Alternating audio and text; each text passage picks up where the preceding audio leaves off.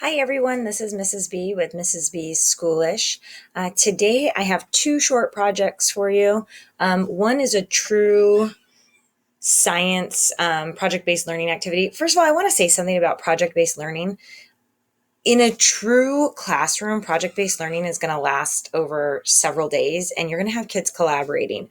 So in a lot of ways, what we're doing is projects that you can turn into project-based learning activities. So I just want to make that clear because I know sometimes that terminology is confusing.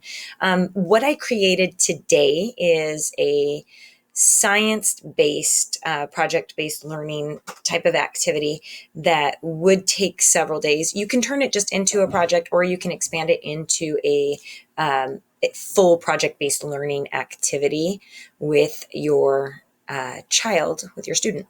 One of the big things about project-based learning versus just projects is how much the student themselves gets to drive kind of the inquiry and the product that's created.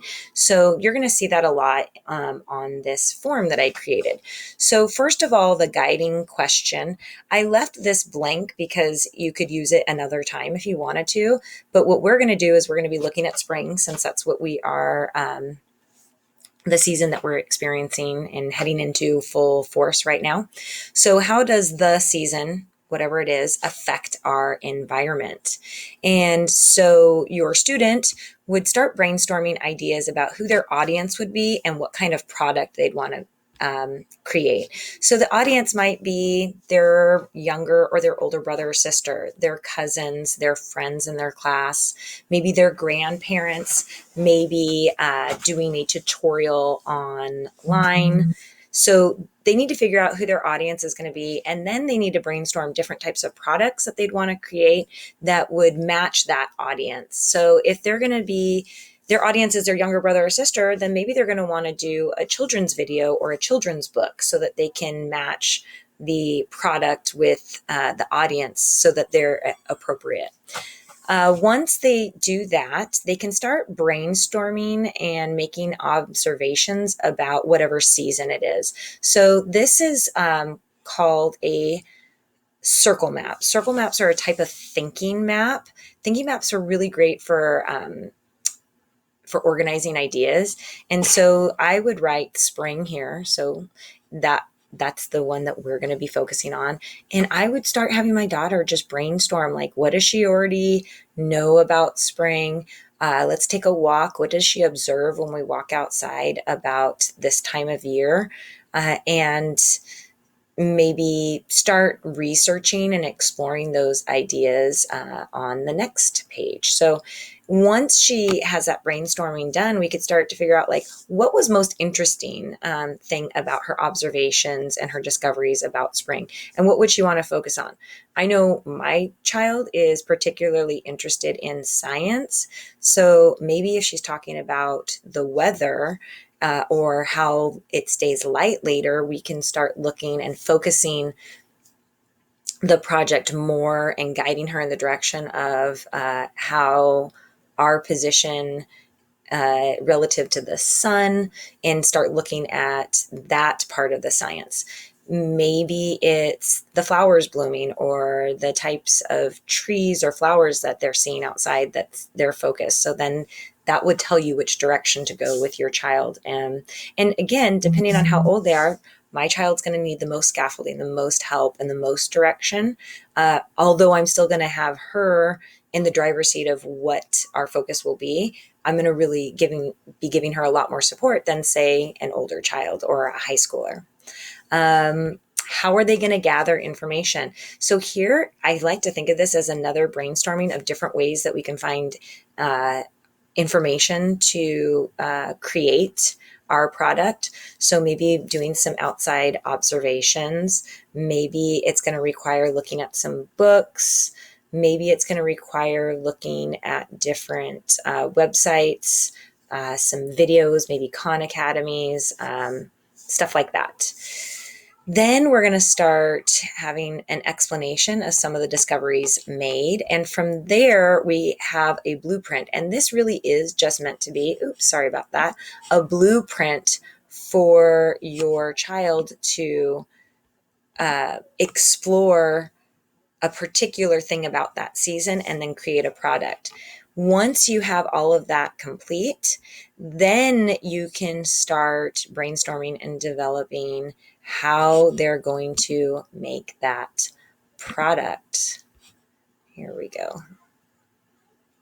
Again, there's a link to this particular handout in the description of this video so that you can download it. You can always make your own as well. And just to let you know, you can modify this. So maybe they're not curious about the season, but they want to know how something else affects the environment.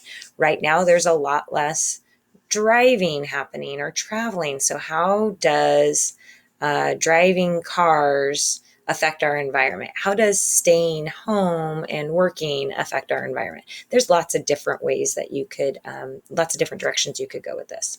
So that is our first one. The second one that I would like to share with you is one that I made the other day.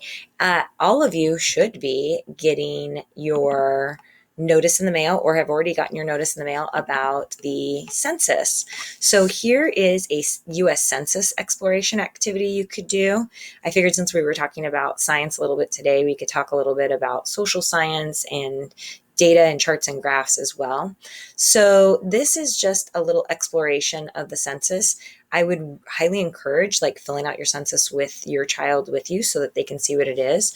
So the first part is explain what the US Census is and why it's important. So here they can do like a little web quest and try to figure out like, why do we have a census? Oh, let's look at where it says it in the Constitution. Okay, why is it in the Constitution? Why is that important? Maybe looking at some historical facts, maybe looking about how it's completed, how it's changed over time. Then we can brainstorm what are 3 things I would like to know about people in the United States. So now we can actually get into exploring and collecting data. So here, I would really just try to guide my daughter in saying, what are you curious about? Do you want to know how many people are in the United States? How many people are married? How many children there are? Any of those things. So it says, go to this site. And this is a site where you can actually do a search and you can literally type in female, married, teenagers, all different phrases, and you can see what you come up with. And this box is just for you to write down the terms that you would like to try to search. And then here is a page that you can do notes on the term that you search. So what did you discover or find out?